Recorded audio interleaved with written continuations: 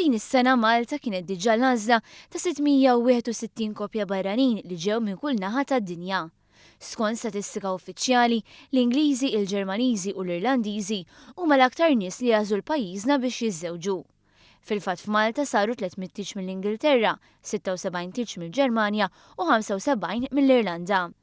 Iltqajna ma' Hayley Roberts u Ben O'Sullivan mill-Ingilterra, koppja li fil-jiem li ġejjin se jkunu qed jiżżewġu Malta.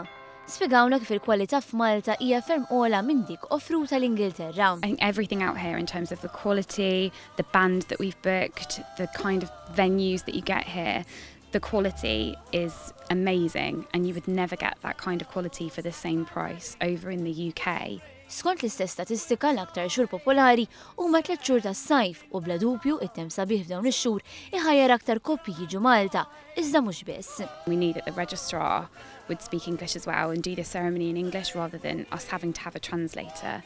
The weather was another reason for why we wanted to come to Malta.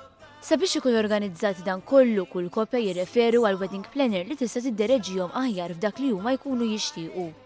Iltqajna ma' Helen Falzon li tgħin bosta koppji jiżżewġu Malta u spjegat il-proċess li dawn il-koppji jgħaddu minnu. Mhuwiex diffiċli xejn.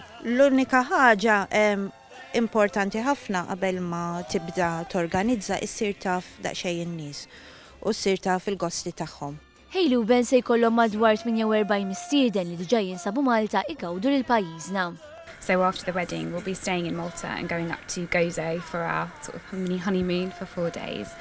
It's just been wonderful having all of our friends come out. They've all come out for a week and we're doing sort of boat trips with them, going out for lovely meals and restaurants, doing water sports.